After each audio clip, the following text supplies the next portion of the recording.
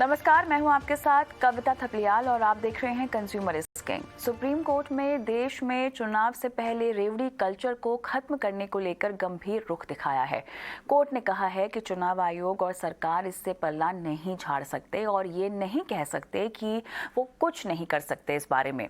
उच्चतम न्यायालय ने इस मामले में केंद्र, नीति आयोग, वित्त आयोग और भारतीय रिजर्व बैंक सहित सभी हितधारकों से चुनाव के दौरान मुफ्त में दिए जाने वाले उपहारों के मुद्दे पर विचार करने और इससे निपटने के लिए रचनात्मक सुझाव देने को कहा है। वहीं दूसरी ओर रेवड़ी कल्चर पर लगातार निशाना झेल रहे दिल्ली के सीएम अरविंद केजरीवाल एक बार फिर से विरोधियों पर निशाना साध रहे हैं। सीएम केजरीवाल दिल्ली में 500वां विशाल तिरंगा फहराने के मौके पर उन्होंने कहा कि सभी लोगों को भारत को विश्व का नंबर 1 देश बनाने का संकल्प करना चाहिए। मुफ्त की योजनाओं को लेकर बीजेपी और आम आदमी पार्टी के नेताओं के बीच जुबानी जंग चल रही है, लेकिन अब आम आदमी पार्टी ने मुफ्त की योजनाओं को जनता के हित में बताते हुए सुप्रीम कोर्ट में याचिका दाखिल की है।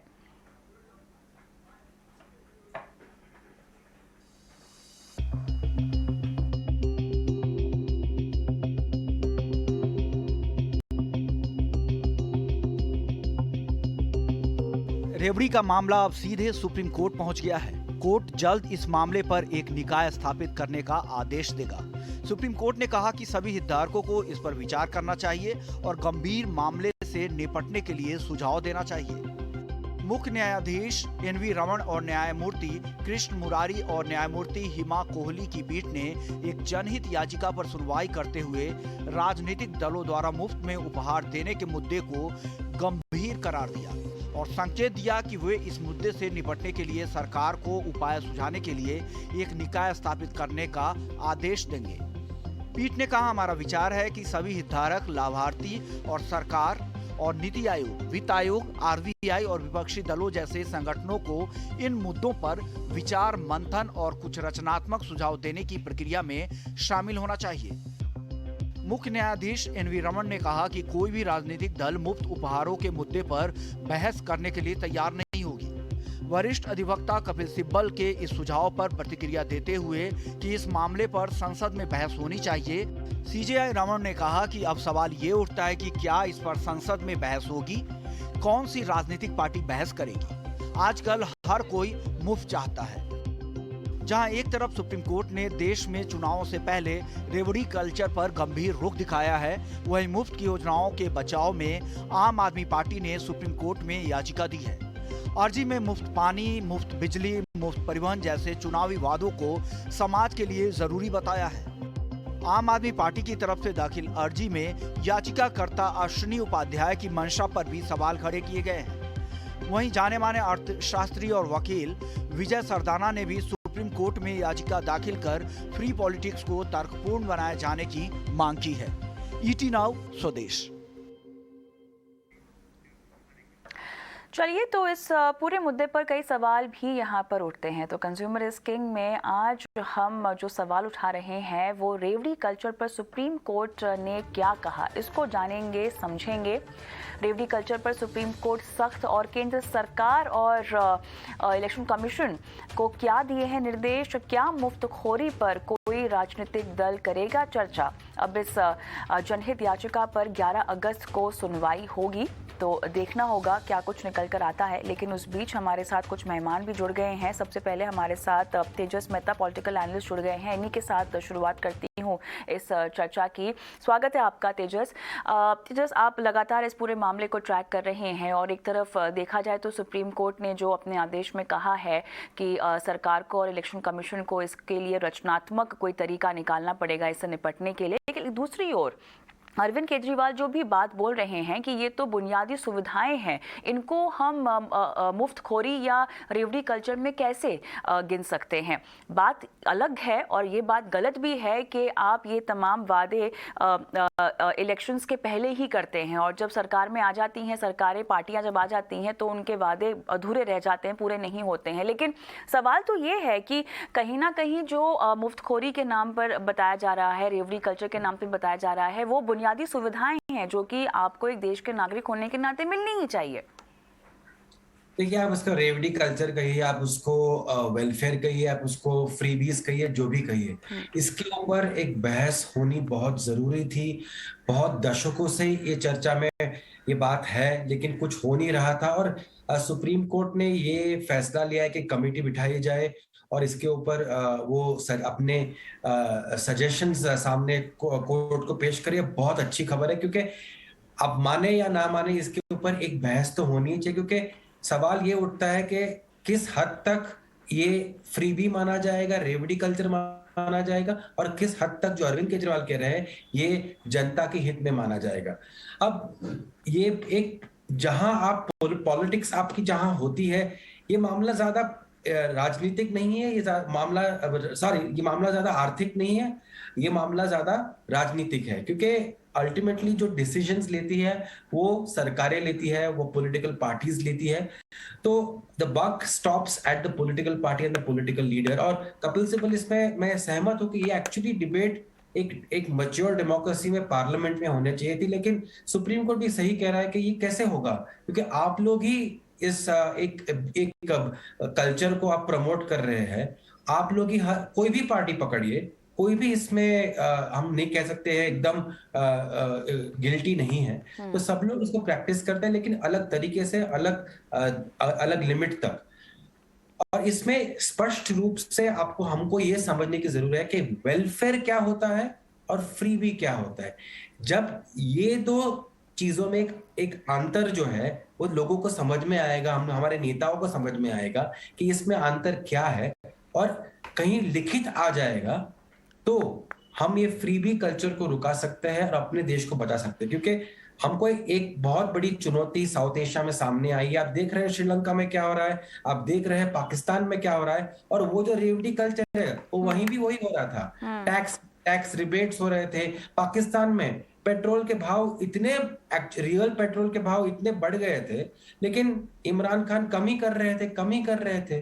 और अंत में क्या हुआ, जब पाकिस्तान आईएमएफ के सामने गई है, अभी उनको कहा गया है साफ, श्रीलंका को भी कहा गया है और पाकिस्तान को, कि आप पहले जो सब्सिडीज है पेट्रोल पे आप उसको हटा दीजिए। तो वही उनकी सबसे बड़ी दिक्कत हो रही है। और आप नरेंद्र मोदी को चाहते ना चाहते वो अलग बात है, लेकिन on absolutely economic terms Bharat ने एक अच्छा निर्णय लिया है कि we have kept petrol prices not at a subsidised rate. हाँ, अभी भी सब्सिडी है एक तरह से, लेकिन इतनी नहीं है जहां हमको आईएमएफ या वर्ल्ड बैंक या foreign bodies have to tell you कि आप इसको कम कीजिए। तो we have not reach that stage, and वो अच्छी बात है। लेकिन जो पॉलिटिकल पार्टीज करती है, जो रेवड़ी कल्चर, फ्रीबीज, इसके ऊपर ध्यान देना बहुत जरूरी है, क्योंकि this can totally disbalance your balance sheet. बिल्कुल, लेकिन इस पर ध्यान कैसे दिया जाना चाहिए, किस तरह का खाका तैयार करना चाहिए? अगर हम एक डिबेट की बात कर रहे हैं तो उस डिबेट में पक्ष विपक्ष में किस तरह की बातें रखनी चाहिए, इस पर अब आगे बढ़ेंगे। लेकिन उससे पहले प्रधानमंत्री मोदी ने आज मुफ्तखोरी को लेकर क्या कुछ बोला है, पहले आपको वो सुनाते हैं। अगर राजनीति में ही स्वार्थ होगा तो कोई भी आकर पेट्रोल डीजल भी मुफ्त देने की घोषणा कर सकता है। ऐसे कदम हमारे बच्चों से उनका हक छीनेंगे, देश को आत्मनिर्भर बनने से रोकेंगे। ऐसी स्वार्थ भरी नीतियों से देश के ईमानदार टैक्स पेयर का बोझ भी बढ़ता ही जाएगा। चलिए, तो यहाँ पर स्वार्थी राजनीति करने से आपको परहेज करना चाहिए बोलते हुए हमें दिखाई दिए हैं प्रधानमंत्री मोदी। लेकिन हमारे साथ जीको दासगुप्ता, सहायक प्रोफेसर अजीम प्रेमजी विश्वविद्यालय भी जुड़ गए हैं। दासगुप्ता जी, आपसे मुझे यहाँ पर अब समझना है कि स्वार्थ वाली राजनीति, वेलफेयर वाली राजनीति अब बहुत ज़रूरी हो गया है। जैसा कि सुप्रीम कोर्ट ने भी कहा है कि आपको खुद को संज्ञान लेना होगा और ये बात डिसाइड करनी होगी, इसका निष्कर्ष निकालना होगा। लेकिन निष्कर्ष कैसे निकाला जाएगा? ये थिन लाइन क्या होगी जो हमें ड्रॉ करने की जरूरत है कि कहां पर आप स्वार्थी हो जाते हैं, कहां पर आप देश हित और जनहित के बारे में सोचते हैं? मेरे ख्याल से दो चीजों पे बात करनी जरूरी है कि एक तो जैसे आप बोल रहे हैं कि क्या मुफ्तखोरी है और क्या बुनियादी अधिकार है। शिक्षा और स्वास्थ्य ही एक ऐसा मसला है। आपके पास पैसा हो या पैसा ना हो, अगर आप बीमार पड़ते हैं, जो हम लोग कोविड के समय में भी देखे थे, जब इलाज एक बुनियादी अधिकार बन जाता है, शिक्षा एक बुनियादी अधिकार बन जाता है, तब एक कारण बनता है, एक लॉजिक बनता है कि कोई भी सरकार उसको सब्सिडाइज करे। एक तो इशू ये है कि कौन से चीज को हम लोग बुनियादी अधिकार मानते हैं, किसको हम लोग बुनियादी अधिकार नहीं मानते हैं। दूसरा पहलू ये है कि कोई भी चीज, अगर हम लोग राज्य सरकार की बात करें, कोई भी चीज ढंग से वो मुफ्त नहीं हो सकता है, क्योंकि अगर राज्य सरकार हेल्थ या एजुकेशन या कोई भी चीज को अगर कम दाम में देती है या फ्री में देती है, तो एसेंशियली वो राज्य सरकार वो सब्सिडी दे रही है। बिल्कुल। जब वो सब्सिडी दे रही है तो वो सरकार का खर्चा हो रहा है।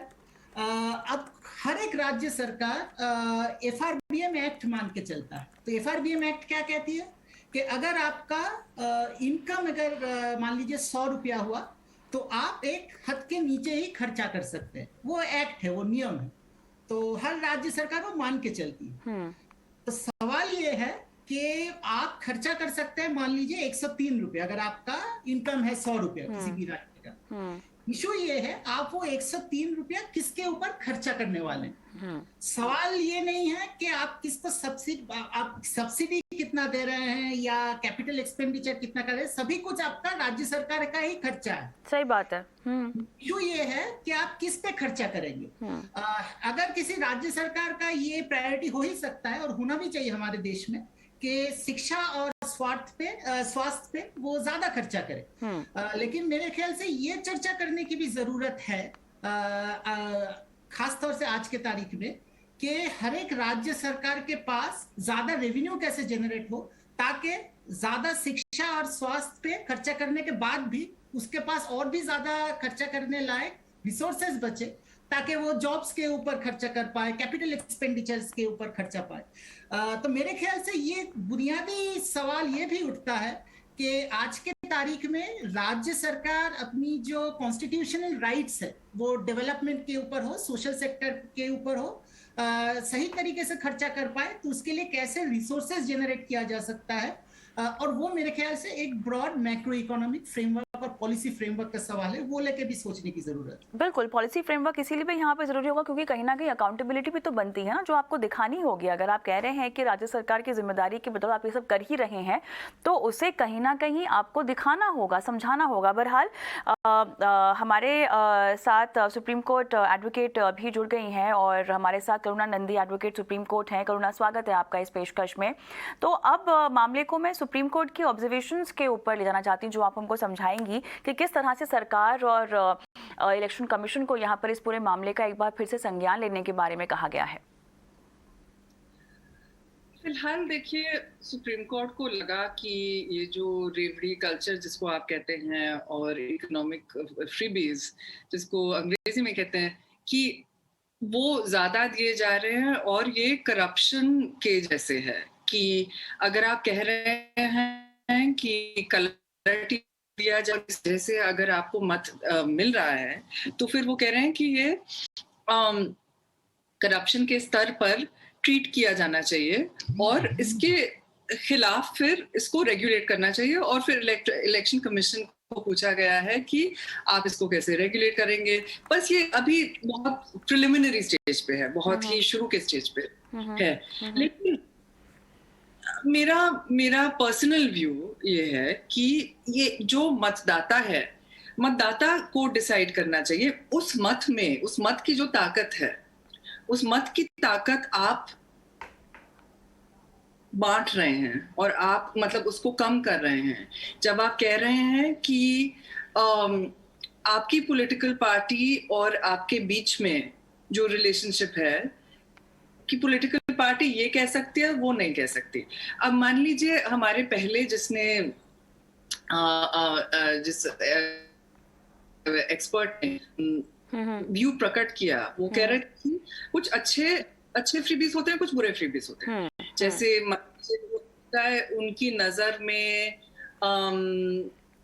कलर टीवी खराब फ्री होगा और एजुकेशन में खर्च करना, पैसा खर्च और एलोकेशन डालना और हेल्थ में एलोकेशन डालना, वो अच्छा फ्री भी होगा। अब बात यह है कि आपके मतदाता तो नहीं है, नहीं, मुझे लगता है कि अगर हमारा सिस्टम इस तरीके का है कि 10 लाख करोड़ का एग्जेम्पशन दिया जाता है जब कंपनियों को, और उनको वो फ्री भी नहीं कहलाता है, और जब आप अमीरों को कोई एग्जेम्पशन देते हैं packaged in some kind of की, मतलब कि टैक्स एग्जेम्पशन दिया जा रहा है या तो कॉर्पोरेट टैक्स माफी हो रही है या तो इस तरीके से, तो उसको तो फ्री भी नहीं कहा जाता है और उसका अमाउंट है वो तो ज्यादा है। दूसरी बात कि हमारी सरकारें जो हैं, सब स्टेट की सरकार और स्टेट की सरकारें और यूनियन की सरकार, वो किसके लिए राज करते हैं? वो दो के लिए राज करते हैं, हाँ, मतदाताओं के लिए, लेकिन चुनावी बॉन्ड होल्डर्स के लिए भी। अब ये चुनावी बॉन्ड क्या होता है? चुनावी बॉन्ड ये होता है कि बड़ी बड़ी कंपनीज, और इसमें से फॉरेन पैसा बहुत सारा है, इसमें फॉरेन पैसा है, ये पैसा दिया जा रहा है पॉलिटिकल पार्टीज को, और ये जो पॉलिटिकल पार्टीज हैं उनको हमें बताने की भी जरूरत नहीं है, वो इनफैक्ट नहीं बताते हैं कि ये पैसा कहाँ से आ रहा है, कौन दे रहा है। सही बात तो है। फिर अगर पैसा दे रहा है तो फिर उनके लिए आपको रद्द करना पड़ेगा, नहीं तो फिर वो क्यों दें आपको पैसा? सोचिए। तो पहले करेंगे, दूसरा फिर आप मतदाता को। अब तो बात यह है कि अगर आप विकास के पथ पर आप सिर्फ उन लोगों को, इलेक्टोरल बॉन्ड्स, चुनावी बॉन्ड होल्डर्स को ले जा रहे हैं और आप अपने मतदाताओं को नहीं ले जा रहे, तो कम से कम उतना तो बनता है कि आप वो मतदाता को थोड़ा कॉम्पेंसेशन, मुआवजा तो दें। तो या तो इस बीच में मुझे लगता है कि ये एक पॉलिटिकल इश्यू है, और ये जो पॉलिटिकल लड़ाइयां हैं और जो पॉलिटिकल अंडरस्टैंडिंग है और पॉलिटिकल चॉइसेस जो हैं, मतदाता करता है, जो एक पार्टी ये बता रही है, दूसरी पार्टी ये बता रही है। जैसे आज यूपी के चीफ मिनिस्टर आदित्यनाथ ने कुछ लोग बोलेंगे रेवड़ी, मुझे तो लगता है कि उनसे कहीं डिसएग्रीमेंट्स हैं हमारी, लेकिन ये चीज हमें लगी। वो कह रहे थे कि 60 से ऊपर महिलाओं के लिए फ्री ट्रांसपोर्ट होगा। अब यहाँ पे दिल्ली में इतना फर्क पड़ा है कि महिलाओं को बस में फ्री को जाने को मिलता है, क्योंकि एजुकेशनल अपॉर्चुनिटीज हो जाती हैं, जॉब अपॉर्चुनिटीज हो जाती हैं। तो फिर ये हम लोग कोर्ट में जो होते हैं वो एलीट ही तो होते हैं, यू नो। कैसे डिसाइड करें हम क्यों आए मतदाताओं और पॉलिटिकल पार्टीज के, उनके पॉलिटिकल रिप्रेजेंटेटिव्स के बीच। बिल्कुल नहीं, लेकिन यहाँ पे जैसा कि आपने कहा है कि बुनियादी तौर पर आपको समझना होगा कि किस तरह से आप ये फ्रीबीज देना चाहते हैं। तो दासगुप्ता जी, आर्थिक बोझ जो राज्यों पर पड़ता है उसका असर कितना हुआ है इस फ्रीबीज की वजह से, उस पर असर कितना हुआ है, इसके बारे में भी तो संज्ञान लेना बहुत ज़्यादा ज़रूरी है। और जैसा कि सुप्रीम कोर्ट ने भी यहाँ पर पॉइंट आउट किया है कि देखिए, सभी पार्टियां इसको जारी रखना चाहती हैं, कोई किसी एक मत पर आकर नहीं यहाँ पर बैठ सकती हैं। इस पूरे मुद्दे को अगर देखा जाए तो निष्कर्ष निकलेगा कैसे? तेजस जी, आप चाहे इसका आगे चलकर जवाब दे सकते हैं, लेकिन उससे भी पहले राज्यों को अपने ऊपर पड़ने वाला आर्थिक बोझ, इस पर पहले ध्यान देना होगा, इसका संज्ञान लेना होगा। दासगुप्ता जी। जी, मेरे ख्याल से आर्थिक बोझ बोलने पर हम लोग क्या समझते हैं, ये पहले समझने की जरूरत है। पहली बात तो है कि सेंट्रल गवर्नमेंट और स्टेट गवर्नमेंट के अंदर एक बुनियादी फर्क है। वो ये है कि सेंट्रल गवर्नमेंट फिस्कल डेफिसिट कितना होगा वो बीच बीच में वो तय कर सकती है। कि मान लीजिए पेंडेमिक ईयर में फिस्कल डेफिसिट का कैप बढ़ाया गया था, तो ये सेंट्रल गवर्नमेंट का एक डिसीजन था। लेकिन स्टेट गवर्नमेंट अपने इच्छा के अनुसार अपना फिस्कल डेफिसिट बढ़ा नहीं पाती है। इसका क्या मतलब है? मतलब है कि अगर आपके पास 100 रुपया इनकम है, आप कितना खर्चा कर पाएंगे, वो आपका जो डेफिसिट है, वो डेफिसिट कितना होगा वो पहले से तय है। वो एक एक राज्य को कितना बोरोइंग मिल सकता है वो आरबीआई भी तय कर सकता है। तो अगर कोई स्टेट गवर्नमेंट चाहे भी तो अपने इनकम से बहुत ज्यादा खर्चा नहीं कर पाती है जब तक वो एफआरबीएम एक्ट मान के चलती है। तो पहली बात तो है कि अगर बोझ की बात बोला जाए तो जो पब्लिक डेट का जो सवाल उठता है, मेरे ख्याल से इस डिस्कशन में एक बार श्रीलंका का भी जिक्र आया था, वो चीज कभी स्टेट गवर्नमेंट के लिए लागू तब तक नहीं होगा जब तक वो फिस्कल एफआरबीएम एक्ट मान के चल रहा है और एफआरबीएम का एक स्पेसिफिक रूल है। पहली बात तो ये है। लेकिन इसका क्या मतलब है कि सरकार, राज्य सरकार कुछ भी खर्चा कर सकती है? बिल्कुल नहीं, क्योंकि अगर 100 रुपया उसका इनकम है, 103 रुपया वो कुल मिला के खर्चा कर सकता है। फिर उसके पास दो ही चॉइस है, अगर वो किसी पे खर्चा बढ़ा रहा है तो उसको किसी से खर्चा कहीं से वो उसको घटाना पड़ेगा।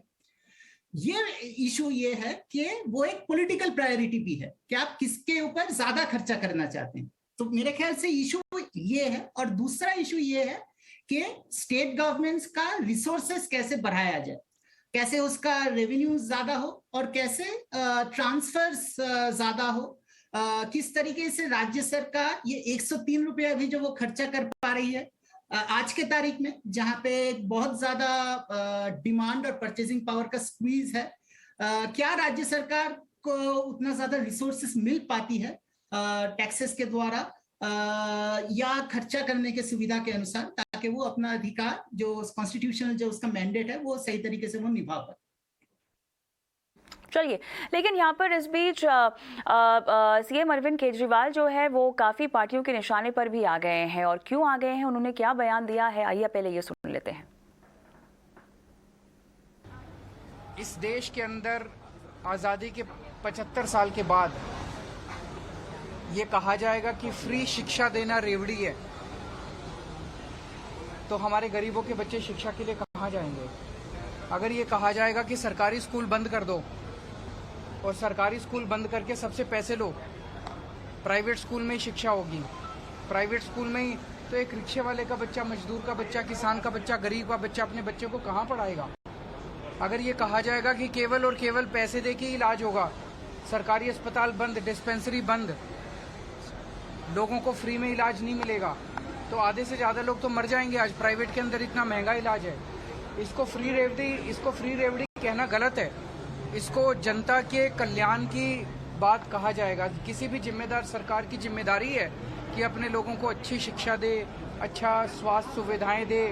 हाँ, अपने दोस्तों को 10 लाख करोड़ रुपए का लोन माफ करना ये क्रिमिनल है।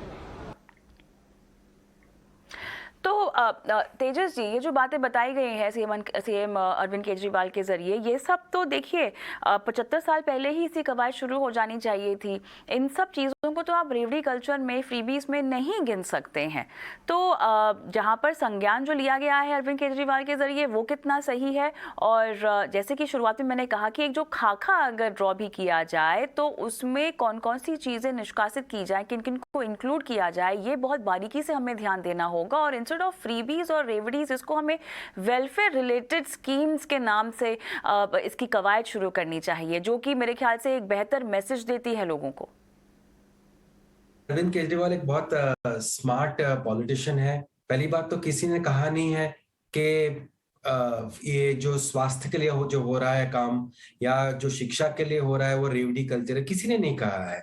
वो डेलिबरेटली एक ऐसी, जो सब जानते हैं कि ये मेरिट बेस्ड सब्सिडीज होते हैं या जो लोगों के हित में होते हैं, उसके ऊपर कोई डिबेट है ही नहीं, कोई सवाल है ही नहीं। तो अरविंद केजरीवाल को एक सेकंड साइड में रखते हैं। सवाल उसको जो सवाल उठाना ही है, तो उठाना ये चाहिए कि जो 1000 रुपए जो एक पंजाब में आपने बताया था कि हर औरत को देंगे, क्या वो रेवड़ी कल्चर है कि नहीं? सब महिला के लिए बस फेयर फ्री होगा, वो रेवड़ी कल्चर है कि नहीं? अब अभी गुजरात में जा रहे हैं अरविंद केजरीवाल, वहां लोगों को आश्वासन दे रहे हैं कि आपको इतना मिलेगा, उतना मिलेगा, वो रेवड़ी कल्चर है कि नहीं?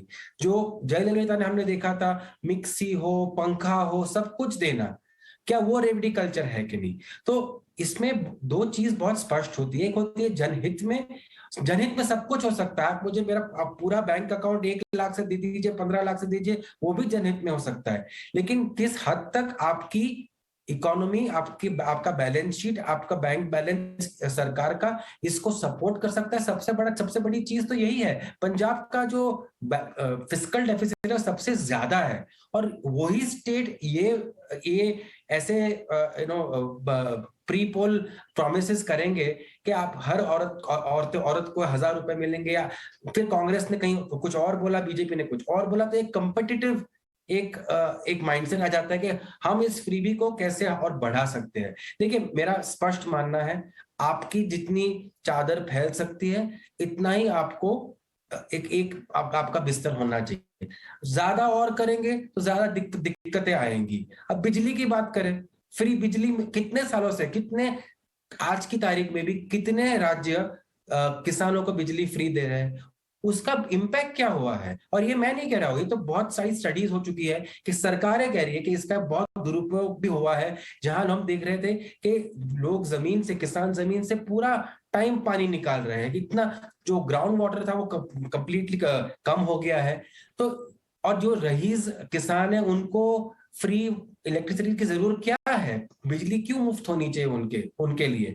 तो अभी इसके लिए भी अमेंडमेंट्स आ रहे हैं जो सरकार ने स्टैंडिंग कमेटी को दिए हैं पार्लियामेंट के, इसके ऊपर भी बहस होनी चाहिए। बहुत अच्छी बात है, क्योंकि देखिए, पैसा, कोई भी चीज मुफ्त नहीं होती है, कोई ना कोई इसका पैसा दे रहा है। जब आप जो एकदम निम्न स्तर के लोग हैं, जो एकदम लोएस्ट लेवल के लोग हैं, उसके लिए आप जब कोई फ्री सब्सिडी करते हैं या कुछ फ्री देते हैं, उसके लिए जो टैक्स पेयर है वो आपको तो वहां से लेना पड़ेगा, और कहां से पैसे आएंगे? तो जो चीज किसी के लिए मुफ्त होती है, किसी के लिए बहुत महंगी हो जाती है। दिल्ली में आपके रेट्स बताइए, दिल्ली में जो दिल्ली के रेट्स है वो कम है या ज्यादा है? ज्यादातर दिल्ली वाले कहेंगे बहुत ज्यादा है, जो टैक्स जो 300 यूनिट्स के आगे जाते हैं। तो मेरा एक मानना है कि आपका फिस्कल डेफिसिट इज एब्सोल्युटली की। हाँ, आप वेलफेयर कीजिए, स्वास्थ्य के लिए कीजिए, एजुकेशन कीजिए, कोई ऐसी चीज हो जो एकदम पॉवर्टी लाइन के नीचे हो, उसके लिए कीजिए, I am all for it. लेकिन सबके लिए मुफ्त होना चाहिए, 300 यूनिट फ्री, 400 यूनिट फ्री, पानी फ्री, बिजली फ्री, या आपके लिए 1000 रुपए, आपके लिए 2000 रुपए, इसमें फिस्कल डेफिसिट आप कभी भी एक हेल्दी फिस्कल डेफिसिट आपका होगा ही नहीं। और फिर जो श्रीलंका और पाकिस्तान की बात कर रहा हूँ, ठीक है, वो अपने राज्य के लिए एकदम लागू नहीं होती है, लेकिन उसका आप एक जो मॉरल मैसेज है कि spend only as much as you earn, इससे ज्यादा करेंगे तो आपको दिक्कतें आनी ही है। जो रेवड़ी कल्चर, जो कि एक साइड इफेक्ट के तौर पर या सबक के तौर पर श्रीलंका से सीखा जा सकता है, वैसे इसकी एंट्री हमारी पॉलिटिक्स में अभी नहीं हुई है, काफ़ी पुरानी है। अब देखना ये होगा कि इसमें और कितना सुधार आता है, या इसका कब तक खात्मा होता है, हो पाएगा या नहीं हो पाएगा, इस पर भी सवालिया निशान है। लेकिन चलिए, आप तीनों का बहुत बहुत धन्यवाद इस पेशकश में आज शामिल होकर तमाम मुद्दों पर अपनी राय रखने के लिए। मुझे भी इजाज़त दें, नमस्कार।